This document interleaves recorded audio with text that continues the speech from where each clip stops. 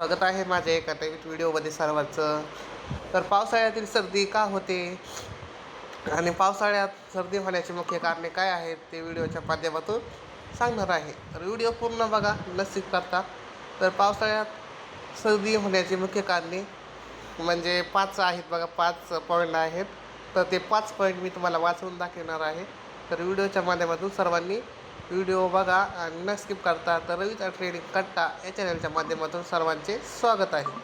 तर चला आता सुरू करूया. पावसाळ्यात सर्दी होण्याची मुख्य कारणे काय आहेत? तर 1 नंबरचं कारण आहे पावसाळ्यात हवेत ओलावा, आर्द्रता जास्त असतो. या ओलसर वातावरणात विषाणू, व्हायरस आणि बॅक्टेरिया जास्त काळ टिकून राहतात आणि सहज पसरतात. तर 1 नंबरच्या कारण होतं. तर 2 नंबरचं कारण आहे थंड वातावरणाचा परिणाम.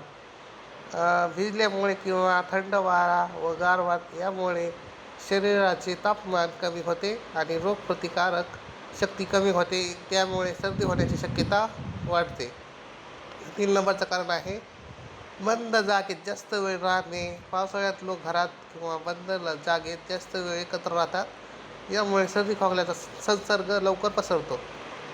4 नंबरचं कारण आहे ओले कपडे आणि भिजलेले पाय. ओले कपडे किंवा पाय बराच वेळ तसेच राहिल्यास शरीर थंड होते. यामुळे घसा बसणे, सर्दी खोकला होण्याची शक्यता वाढते. तर 4 नंबरचं कारण होतं. 5 नंबरचं कारण आहे कमकुवत रोगप्रतिकारक शक्ती. अपुरा आहार, कमी झोप, तणाव, कमी पाणी पिणे यामुळे शरीराची रोगप्रतिकारक शक्ती कमी होते आणि सर्दी होण्याचा धोका वाढतो.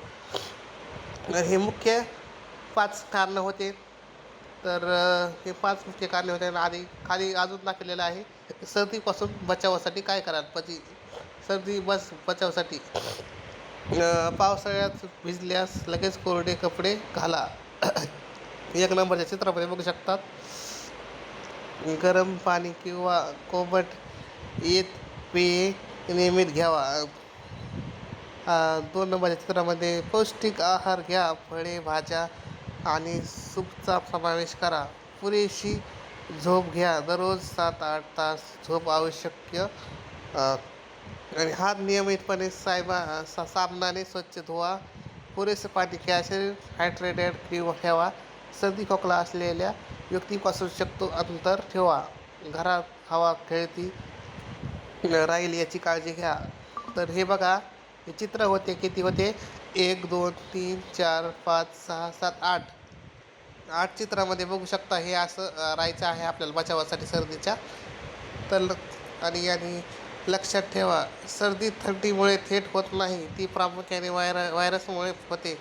मात्र थंड आणि ओलसर वातावरणामुळे व्हायरसचा प्रसार आणि संसर्ग होण्याची शक्यता वाढते. तर कसा वाटला व्हिडिओ नक्कीच मला कमेंटमध्ये सांगा.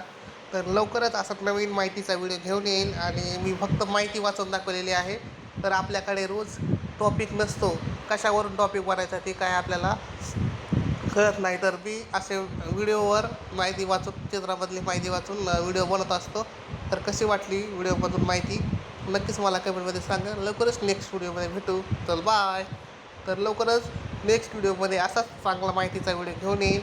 आणि हा व्हिडिओ कसा वाटला नक्कीच मला कमेंटमध्ये सांगा. आणि माझ्या चॅनलला सबस्क्राईब करा, लाईक, व्हिडिओ शेअर करा. रवीचा ट्रेनिंग कट्टा या चॅनलच्या माध्यमातून सर्वांना मी माहिती सांगितली. तर व्हिडिओ कसा वाटला नक्कीच मला कमेंटमध्ये सांगा.